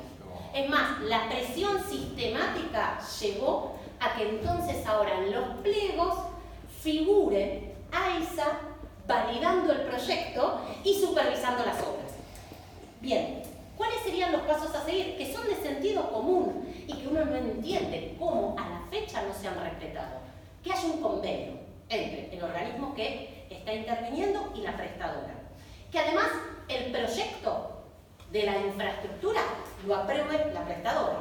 Que además la prestadora supervise el trabajo, porque también puede pasar que tenga un convenio, puede pasar que el proyecto se ajusta a los criterios técnicos, pero luego la prestadora dice, ay, yo la verdad es que no vi cómo se ejecutaron estos trabajos, no puedo operar el servicio. También ha pasado. Entonces ahí tenemos también que establecer que la prestadora supervise el trabajo. Y aún así la prestadora siempre en el convenio se reserva la posibilidad de prestar el servicio. Bien, toda esa complejidad nos ha llevado al día de hoy a no tener ninguna conexión formal. Cargaría así las tintas sobre la prestadora, pero hay mucha inoperancia de los organismos que licitan. Por supuesto. Los organismos que licitan verdaderamente desconocen absolutamente toda esta operatoria, porque si bien hay una responsabilidad de la prestadora, que también mira un poquito para el costado, los que licitan verdaderamente. Absolutamente. Acá, y esto me parece que viene bien en relación a lo que plantea Fran, Acá hay cantidad de organismos con competencias cruzadas que hacen, ¿sí?, muy difícil poder resolver este problema. Hay un organismo que atiende la emergencia, ese organismo se llama UGIS, pero también hace obras de infraestructura, pero como atiende la emergencia, la obra de infraestructura es precaria, y entonces además la hago 20 veces. Por otro lado, tenemos organismos que llevan a cabo los procesos de urbanización e integración. En el caso de la Ciudad de Buenos Aires está el IBC, está también la CISU, que es la Secretaría que se ocupa de la 31, y está Corporación Buenos Aires Sur, que era el organismo que se ocupó antes de llevar adelante los procesos de urbanización en el barrio INTA, en el barrio Sildáñez y en el INTA, Sildáñez y Piretones. A nivel nacional, Secretaría de Vivienda. A nivel nacional hay muchísimos más organismos. Por otro lado está la empresa prestadora, que la empresa prestadora tiene responsabilidad en la prestación, porque el gobierno de la ciudad le paga, ¿sí?, por la prestación del servicio en los barrios populares. Si no le pagara también. Y si no le pagara, también tiene responsabilidad. Exactamente. También tienen responsabilidad los órganos de control de las empresas prestadoras, los entes reguladores. Entonces, en general, las familias se encuentran en una situación de desamparo absoluto porque cuando no hay agua o el agua está contaminada, ¿a quién reclamo? ¿Le reclamo a la UGIS? ¿Le reclamo al IBC? ¿Le reclamo a Corporación? ¿Le reclamo a Leras? ¿Le reclamo? Bien, en algunos casos también interviene Acumar, porque piensen que el sur de la ciudad es territorio de la cuenca, entonces también interviene Acumar. La realidad es que la cantidad de competencias que se encuentran superpuestas hace muy difícil a esas comunidades poder llevar adelante adecuadamente esos reclamos. Y aún cuando se llevan adelante adecuadamente, y como planteas, a todos los organismos, en general los organismos no dan respuesta. Bien, sí. No, una pequeña conclusión de esto, de este mapeo que haces, de competencias cruzadas, digamos, que claramente es un quilombo legal que hay que resolver, digamos, a través de, bueno, no sé, todo un camino. Digo, en el mientras tanto, todos aquellos grupos que nos vamos acercando a los diferentes barrios populares y tratamos de dar soluciones, ¿no? Es mejor ir buscando estos diferentes requisitos que cumplen más o menos para que después el día de mañana AISA los termine tomando, o termina siendo más sencillo haciendo un pozo, analizando el agua y haciendo, nada, con también recursos que eventualmente se ganan y salen del Estado, porque la plata por ahí sí aparece, pero después que lo tome AISA no. Entonces, desarrollar como obras de infraestructura, porque además después, por ejemplo, en el barrio que nosotros estábamos, que era relativamente chiquito, los diámetros mínimos que te exige AISA por ahí son para una población muy grande que no tiene sentido técnicamente para nuestro barrio. Entonces decís, bueno, voy a poner un caño de PAD de 90, que es lo que me pide AISA, pongo uno de 60, que está bien, y total no me importa si después me voy a AISA porque yo estoy tomando de la napa freática, por ejemplo, o no de la napa freática, más abajo, un acuífero. Bueno, ¿se entiende? Como digo, ¿qué solución termina encontrando? En general, yo voy acá a contarles nuestra experiencia, que es lo que puedo transmitir. Inicialmente la realidad de los barrios populares no estaba en agenda. Estoy hablando de hace muchos años, ¿sí? La realidad de los barrios populares no estaba en agenda, y si bien había muchos grupos, y muchas organizaciones trabajando en los barrios populares, no había una intervención potente por parte de los organismos de gobierno. En ese escenario, nosotros, por ejemplo, tuvimos muchas experiencias desarrollando infraestructura, ejecutando en el interior de los barrios populares infraestructura, fundamentalmente infraestructura cloacal y también infraestructura de agua potable, que es lo que Mati va a contarles la semana que viene. ¿Cómo la desarrollábamos? ¿De qué manera? ¿Cuáles fueron los diseños, los mejores diseños que funcionaron? ¿Cómo solicitábamos las factibilidades?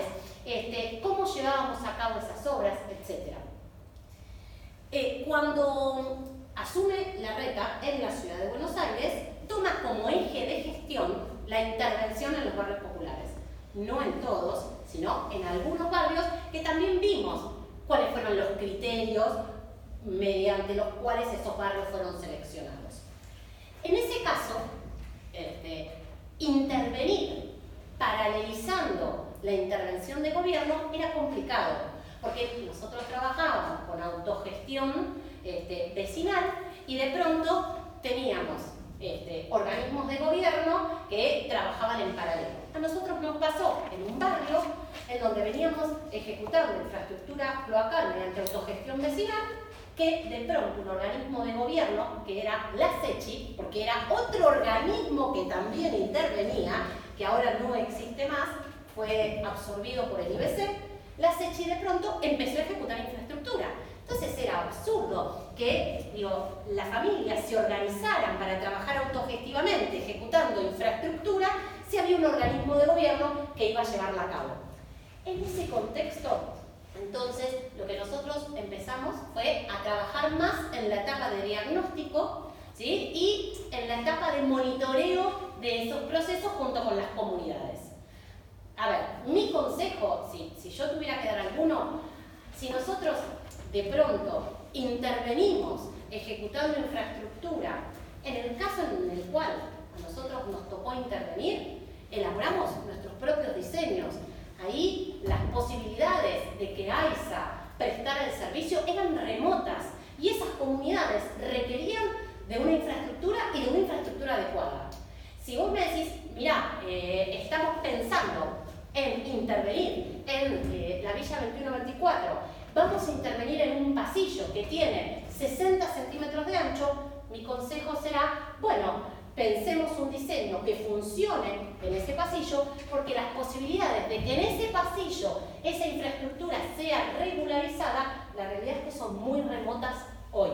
Si de pronto vas a intervenir en Villa 20, en donde se están ejecutando obras de infraestructura, en una vía principal, mi consejo es, ahí sigamos todos los requerimientos necesarios, que haya un convenio, ¿sí? Que además el proyecto lo apruebe AISA, que AISA controle las obras y asegurémonos en ese convenio que finalizadas las obras se transfieren a la prestadora.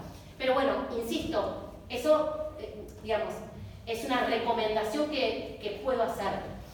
¿Te puedo preguntar algo? Sí, claro. Pero vos dices que a veces el gobierno de la ciudad paga y AISA no cumple. Que el gobierno de la ciudad paga y AISA no cumple. Sí. Pero, ¿qué papel juega esa? O sea, yo pago y ellos no cumplen, y yo sigo pagando. Mira, yo ahora voy a contar, sí, yo quiero contarles algunos casos, porque creo que ya es bastante tarde, ¿no? Sí, son 9 menos.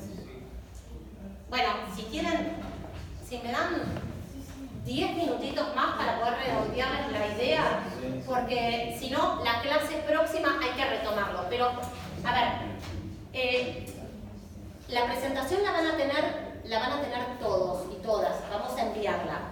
A ver, lo primero que también me gustaría contarles es que AISA es una empresa que tiene estructura de sociedad anónima, en donde esta empresa, que fue creada en el año 2006, tiene el 90% de sus acciones bajo control del Estado Nacional y el 10% de sus acciones bajo el control de los empleados.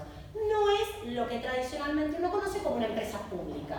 Es una sociedad anónima con control del Estado Nacional.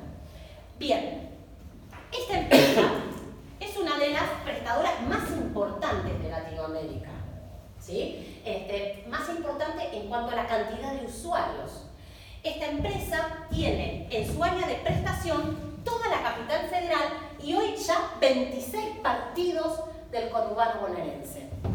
Bien, si nosotros pensamos, y esto también es un comentario muy rápido antes de ir a los casos, si nosotros pensamos en la desigualdad, en el acceso al agua y a la energía, al servicio eléctrico y al servicio de saneamiento, tenemos que pensar en un conjunto de dimensiones en relación a la desigualdad en el acceso. En primer lugar, la posibilidad o no de acceder. Quien vive en un barrio popular no tiene posibilidad de acceder formalmente al servicio. En segundo lugar, la calidad con la que accede. ¿Cuál es la calidad con la que accedo al servicio de agua y al servicio de energía?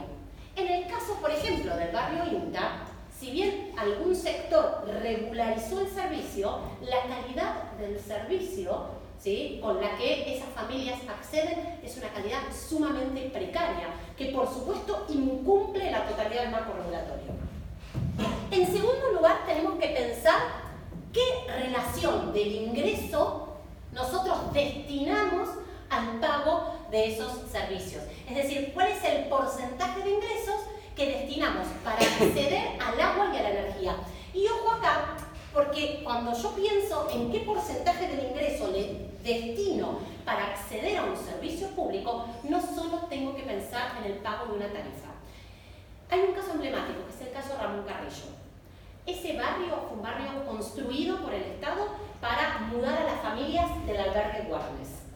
Bien, en ese entonces, hace aproximadamente más de 20 años, en la década del 90, hace aproximadamente 20 años, esas familias que fueron trasladadas tras la demolición del albergue Warnes a un barrio construido por el Estado, esas familias fueron familias, ¿sí?, que fueron reconocidas como usuarias formales de los servicios. Reciben su factura, ¿sí?, en este caso de AISA, en su momento de Aguas Argentinas, reciben la factura que corresponde al EDESUR y sin embargo el servicio no es prestado. Es decir, pagan por un servicio, paguen o no paguen, digo, están reconocidos formalmente como usuarios de un servicio y sin embargo el servicio no es prestado. En el caso del servicio eléctrico, el barrio es como un arbolito de Navidad, o sea, entonces la luz viene y se va, los cortes son absolutamente frecuentes, el barrio se encuentra en emergencia eléctrica y es más, el último reclamo que el barrio hizo terminó con una mujer atropellada y hospitalizada. Todavía se encuentra hospitalizada en un reclamo muy genuino porque esas familias ya están cansadas de tener que sistemáticamente reponer, ¿sí?, los pocos electrodomésticos que tienen. Entonces, cuando uno piensa en el costo que tiene que pensar también que cuando el servicio tiene esta precariedad, esto, más allá del pago de la tarifa, por ejemplo, tiene un costo adicional. Lo mismo sucede cuando uno accede a un servicio de baja calidad de agua. Tiene que comprar agua envasada, ¿sí?, o, por ejemplo, las tasas de diarrea son más altas, eso implica que las mujeres tienen que quedarse en casa, eso limita las oportunidades de las mujeres. Es decir, cuando uno piensa en esa relación, o sea, qué relación del ingreso-destino para acceder al servicio, no hay que pensar solo en el pago de la tarifa, sino en todas estas cuestiones que tienen que ver con acceder de manera desigual. Y por último, la seguridad en el acceso, ¿no? ¿Qué pasa con la seguridad del acceso? Y acá aparecen, ¿sí?, sobre todo temas vinculados con la seguridad en el acceso al agua potable y la seguridad en el acceso a los tendidos eléctricos seguros. Bien, las villas de la Ciudad de Buenos Aires también se encuentran dentro del área de prestación de Edenor y Edesur, pero la empresa prestadora hace lo mismo. En periferia lo que coloca son transformadores en donde mide el consumo y a tarifa plena el consumo se lo cobra al gobierno de la ciudad. Hacia el interior de los barrios populares, esto es lo que sucede. Bien, si además pensamos en el servicio de gas en red, las familias de los barrios populares no acceden en la Ciudad de Buenos Aires al servicio de gas en red. Hay una excepción que es el barrio Carrillo, parcial. Bien, por lo tanto, las familias tienen que afrontar el pago de la garrafa, del gas envasado licuado. Aproximadamente una garrafa cuesta 500 pesos, una familia necesita aproximadamente de 2 garrafas al mes, estoy dando valores generales, es decir, que una familia tiene que destinar 1.000 pesos para poder acceder al gas en garrafa. Si nosotros pensamos que se considera un pobre energético en Europa a quien destina más del 10% de sus ingresos al pago de servicios, solamente pensando en el acceso al servicio de gas, las familias de los barrios populares son todas pobres energéticas. Por eso ese mito de que en realidad quien vive en un barrio popular vive de arriba y no paga servicios, es un mito que hay que desarmarlo, porque quien vive en un barrio popular paga, ¿sí?, los servicios más caros de todos. Bien, esto era lo que quería contarles y ahora lo que quería era compartir algunos casos con ustedes antes de que terminemos. Bien, Eva, sí. Lo que mencionaste recién del pobre energético, pobreza energética, ¿eso es algo de Europa? Eso es un concepto que está muy desarrollado en Europa, es una categoría de pobreza que es la pobreza energética, que es quien destina de sus ingresos más del 10% para el pago de servicios, para el pago de agua y energía. ¿Qué organismo que la Mira, si querés te paso, exactamente, si querés te paso bibliografía en relación a eso, que la verdad es un concepto bastante interesante y que en estos casos aplica. Bien, de nada. Bueno, a ver, ¿se acuerdan que yo les quería contar algunos casos emblemáticos para poder terminar? Hemos hablado ya de estos casos. Bien, esta es una manguera típica que está pinchada y enllantada, pero acá ven cómo esta manguera se encuentra directamente apoyada sobre el terreno, no está enterrada como corresponde, y en este caso esta manguera está sobre la calle Santo Domingo, una vía pública formal de la Villa 2124, y abastece a más de 100 familias. Esto es Villa 20, un barrio que supuestamente ha comenzado su proceso de urbanización hace 3 años y medio, sin embargo todavía hoy muchas familias se abastecen de agua potable mediante la entrega de agua en sachet. ¿Quiénes entregan el agua en sachet? Mujeres de comedores comunitarios de manera voluntaria. ¿Qué hace AISA? Viene con bolsones a la periferia del barrio o a algún punto del barrio, lo que hace es bajar los bolsones, ¿sí? Y entonces, en general, las mujeres de espacios comunitarios se organizan para llevar adelante la entrega. Bien, este es el caso de Villa 15. Este es el caso de Piletones. Les conté, Piletones fue urbanizado en el año 2015 por Corporación Buenos Aires Sur. La infraestructura de agua y de cloaca no previó el crecimiento vegetativo del barrio. Por lo tanto, la infraestructura ni siquiera alcanza para la población actual de inquilinos del barrio. Tampoco la infraestructura previó la conexión domiciliaria. Creo que Yoli les contó en alguna de las clases que Corporación Buenos Aires Sur, para de alguna manera presionar a las familias a que escrituren sus viviendas, lo que les planteaba era que para hacer la conexión domiciliaria tenían que firmar el contrato de escritura. Bien, la realidad es que se ejecutó la obra de infraestructura, no se ejecutaron las conexiones domiciliarias. Esta canaleta es el sistema pluvial para el barrio, es una canaleta de unos poquitos centímetros, por lo tanto cada vez que llueve el barrio se inunda. Y como esta infraestructura no fue formalizada, la mayor parte del vuelco cloacal va al lago Soldati. El lago Soldati es un regulador de aguas de lluvia de la ciudad. Nosotros tomamos muestras del lago Soldati y los resultados evidenciaron altísima contaminación bacteriológica. Actualmente se está rehaciendo la infraestructura en el barrio Piletones, pero todavía hoy la infraestructura no ha sido transferida a la empresa AISA. Se está ejecutando nuevamente, ¿sí?, pero no ha sido transferida. Y las familias no están conectadas al servicio. Bien, este es el caso INTA. El caso INTA también fue urbanizado por Corporación Buenos Aires Sur en el año 2009. Los servicios fueron regularizados parcialmente. Bien, ¿qué sucede?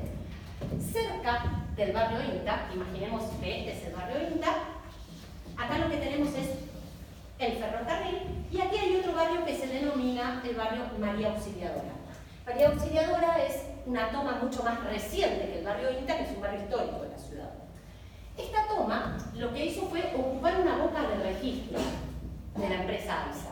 Y este es el argumento que utiliza la empresa para no prestar el servicio en el barrio INTA.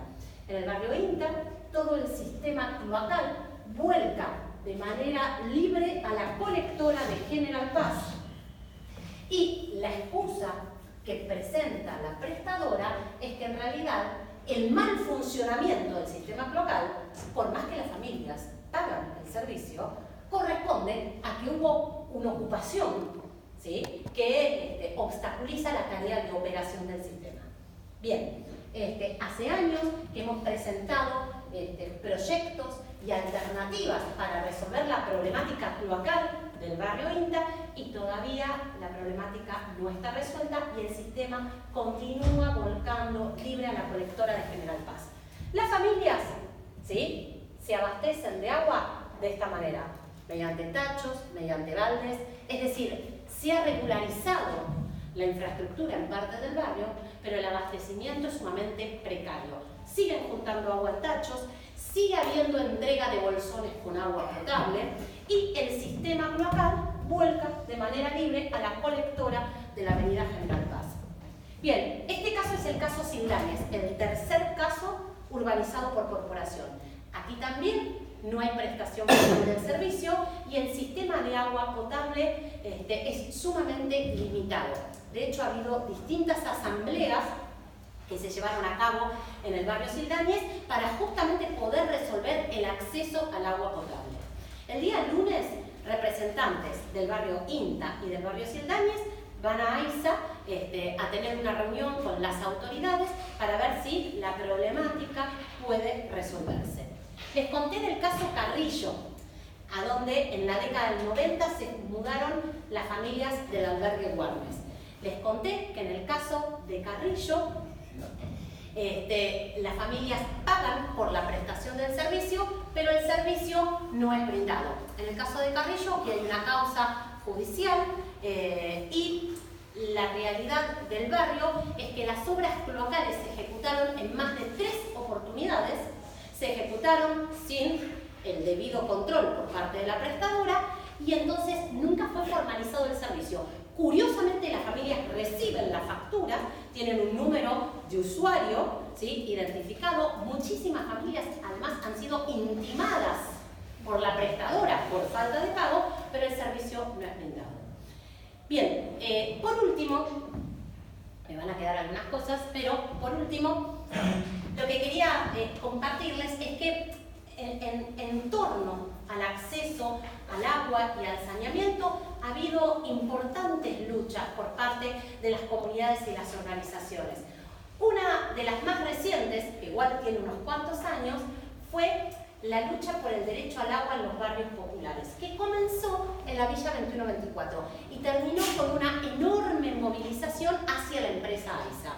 Y también con la elaboración de un proyecto de ley que establecía que el gobierno de la ciudad celebrara un convenio con la empresa AISA para prestar el servicio al interior de los barrios populares. Este proyecto de ley, que también se lo vamos a compartir, porque los fundamentos son interesantes para compartir, este proyecto de ley tuvo estado parlamentario, pero lamentablemente no fue tratado en el recinto. Bien, como es muy tarde, voy a detenerme acá. Lo único que quiero es contarles que van a recibir en la presentación la resolución 26 del APLA, que son... Y lo que me va a quedar pendiente, no para la clase próxima, que es donde van a ver los diseños y las construcciones, lo que me va a quedar pendiente de discutir con todos ustedes y que me quiero tomar el tiempo necesario es cuáles serían los desafíos para que la infraestructura de agua y saneamiento que se desarrolla en los barrios populares realmente pueda ser regularizada, formalizada y además las familias tengan la posibilidad de acceder. Entonces, esos desafíos que tienen 7 ejes, que tienen que ver con diagnosticar el sistema sanitario actual, que tiene que ver con pensar en diseños no convencionales de infraestructura para los pasillos, por ejemplo, que tiene que ver con particularidades a la hora de ejecutar y contratar la obra, que tiene que ver también con el control y monitoreo ciudadano, que tiene que ver con modelos alternativos para la prestación del servicio que tiene que ver con medidas inmediatas para reducir el riesgo sanitario y que también tiene que ver con pensar en un sistema tarifario especial. Esos 7 ejes que tienen que transversalmente estar atravesados por perspectiva de género y diversidad, que además tienen que estar pensados desde la inclusión laboral y productiva y que tienen que tener un fuerte componente de participación comunitaria, es lo que yo quiero compartir con ustedes dentro de 15 días. De todas maneras, van a recibirlo en la presentación, pero vamos a charlar de estos 7 ejes en detalle. Lo que van a recibir también es un link a un video en YouTube que también queríamos compartir con ustedes, que tiene que ver con una experiencia en Brasil que data de la década del 80. Esa experiencia es una experiencia en donde se declaraban zonas de interés social, se las denominaba CEIS, con Z, a esas zonas de interés social.